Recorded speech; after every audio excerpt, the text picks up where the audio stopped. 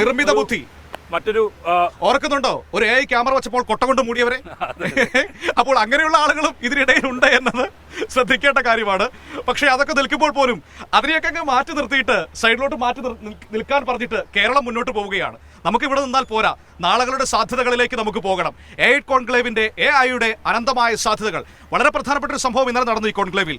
Edinburgh സർവകലാശാലയും Kerala സർവകലാശാലയും തമ്മിൽ വളരെ പ്രധാനപ്പെട്ട ഒരു കരാറിൽ ഒപ്പുവയ്ക്കുകയുണ്ടായി. നോക്കൂ, നമ്മുടെ രാജ്യത്തേക്ക് വരുന്നത് ചില്ലറക്കാരല്ല. എഡിൻബറോ സർവകലാശാല ലോകത്തിലെ ഏറ്റവും എണ്ണം പറഞ്ഞ സർവകലാശാലകളിൽ ഒന്ന്. നമ്മുടെ അഭിമാനമായ കേരള സർവകലാശാലയുമായി ചേർന്ന് പ്രവർത്തിക്കാൻ അവർ തീരുമാനിച്ചിരിക്കുന്നു. ഉമേഷ് കൊച്ചിയിൽ നിന്ന് നമ്മളോടൊപ്പം ചേരുന്നു. ഉമേഷ്, വിഴിഞ്ഞത്ത് നിന്ന് ഞങ്ങളുടെ ഒരു very very very good morning. Good morning Manu. വിഴിഞ്ഞത്തിന്റെ ഈ സന്തോഷ കാഴ്ചകൾ കാണുന്നില്ലേ? ഒന്നിങ്ങോട്ട് വരാൻ തോന്നുന്നുണ്ടോ? മനു ഇപ്പോൾ ഷൂട്ടിന്റെ ഭാഗമായി പുറത്തായതുകൊണ്ട് കാണാൻ സാധിക്കുന്നില്ല. പക്ഷേ അനുഭവിച്ചറിയാം, മനുവിന്റെ ശബ്ദത്തിൽ നിന്ന് അതിന്റെ എനർജിയിൽ നിന്ന് മനസ്സിലാകുന്നുണ്ട് എത്രത്തോളം ആവേശകരമാണ് അവിടുത്തെ കാഴ്ചകൾ എന്നുള്ളത്. കഴിഞ്ഞ ദിവസങ്ങളിലൊക്കെ നമ്മൾ കണ്ടതാണ്. വരാൻ പറ്റാത്തതിന്റെ ദുഃഖമുണ്ട്. പക്ഷേ ഞാനും അഭിമാനപരമായ ഒരു വാർത്ത പങ്കുവയ്ക്കാൻ തന്നെയാണ് ഇവിടെ നിൽക്കുന്നത് എന്നുള്ളതാണ് ഏറ്റവും പ്രധാനപ്പെട്ട കാര്യം. അതിലേക്ക് കടക്കാമല്ലോ അല്ലേ മനു? യെസ്, ഞങ്ങൾ അതിന്റെ സന്തോഷത്തിൽ തന്നെയാണ്. ഒരു അനന്തമായ വികസന കാഴ്ചയിൽ നിന്ന് നാളെയുടെ വികസന സാധ്യതകളിലേക്കാണ് ഞങ്ങൾ ഉമേഷിനെ തേടിയെത്തുന്നത്. AI സാങ്കേതിക വിദ്യ, ആർട്ടിഫിഷ്യൽ ഇന്റലിജൻസ് എന്ന് പറയുന്ന ഏറ്റവും ആധുനികമായ നിർമ്മിത ബുദ്ധിയുടെ അനന്തമായ സാധ്യതകളെക്കുറിച്ച് നമ്മൾ സംസാരിക്കുന്ന സമയം എഡിൻബറോ സർവകലാശാലയും കേരള സർവകലാശാലയും കരാർ ഒപ്പിട്ടിരിക്കുന്നു. ഈ കോൺക്ലേവ് ഇന്ന് സമാപിക്കുമെന്നാണ് മനസ്സിലാക്കാൻ കഴിയുന്നത്. ഇന്നത്തെ പ്രധാനപ്പെട്ട സെഷനുകൾ എങ്ങനെയാണ്?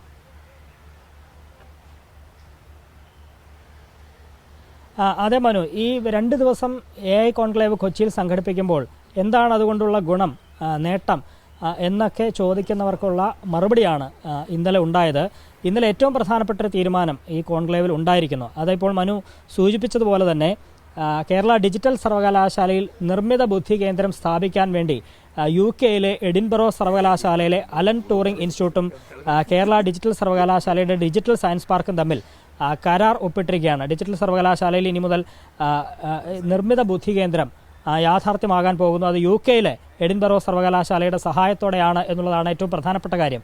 ഇതുകൊണ്ടുണ്ടാകുന്ന ഗുണം എന്ന് പറയുന്നത് ഈ നിർമ്മിത ബുദ്ധി, ഹാർഡ്വെയർ, റോബോട്ടിക്സ്, ജെൻ AI എന്നീ മേഖലയിൽ ഗവേഷണങ്ങൾക്ക് അതീവ പ്രാധാന്യം ഇതോടെ കൈവരികയാണ്.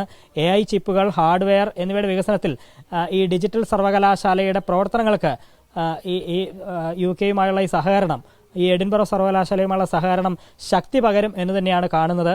ഒപ്പം നിർമ്മിത ബുദ്ധി, റോബോട്ടിക്സ് എന്നീ മേഖലയിൽ എല്ലാ പുത്തൻ പ്രവണതകളും ഉടൻ തന്നെ ഈ ഡിജിറ്റൽ സർവകലാശാലയും എത്തിക്കാൻ ഇത് ഉപകരിക്കും എന്നുള്ളതാണ് ഏറ്റവും പ്രധാനപ്പെട്ട കാര്യം. അതാണ് ഇന്നലെ ഈ AI കോൺക്ലേവിൽ ഉണ്ടായത്. ഇന്നും അത്തരത്തിൽ വളരെ പ്രധാനപ്പെട്ട തീരുമാനങ്ങൾ ഉണ്ടാകും എന്ന് പ്രതീക്ഷിക്കപ്പെടുന്നു. ഈ 2 ദിവസത്തെ AI കോൺക്ലേവിൽ 4500 പ്രതിനിധികളാണ് ഇത്തരത്തിൽ ഓൺലൈനായി പങ്കെടുക്കുന്നത്. ഇതിൽ ഇന്നലെ മന്ത്രി സൂചിപ്പിച്ച വളരെ പ്രധാനപ്പെട്ട ഒരു കാര്യമുണ്ട്. മന്ത്രി P. രാജീവ് അദ്ദേഹം പറഞ്ഞത് ഈ പരമ്പരാഗത തൊഴിലുകൾക്കൊപ്പം ചെറുപ്പക്കാർക്ക് പുതിയ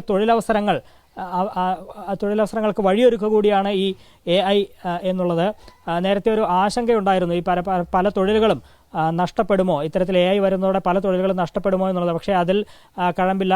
ഈ പുതിയ സാങ്കേതിക വിദ്യ ഉപയോഗിച്ച് തന്നെ ഇത്തരത്തിൽ പുതിയ മേഖലകളിലേക്ക് ചെറുപ്പക്കാർക്ക് എത്തിപ്പെടാൻ കഴിയും. അതുവഴി വലിയ തൊഴിലവസരങ്ങൾ സൃഷ്ടിക്കപ്പെടും എന്ന് തന്നെയാണ് മന്ത്രി ചൂണ്ടിക്കാട്ടിയത്. പ്രധാനമായും അന്താരാഷ്ട്ര ഈ AI രംഗത്തുള്ള അന്താരാഷ്ട്ര വിദഗ്ധർ പങ്കെടുക്കുന്നുണ്ട്, ഇന്നോവേറ്റർമാർ പങ്കെടുക്കുന്നുണ്ട്, വിവിധ വ്യവസായ പ്രമുഖർ ഒക്കെ ഈ 2 ദിവസത്തെ AI കോൺക്ലേവിൽ പങ്കെടുക്കുന്നുണ്ട്. ഏറ്റവും പ്രധാനപ്പെട്ട കാര്യം നേരത്തെ സൂചിപ്പിച്ചു തന്നെയാണ്, ഈ രാജ്യത്തിൻ്റെ പ്രധാന AI ഹബ്ബായി നമ്മുടെ സംസ്ഥാനത്തെ മാറ്റുക.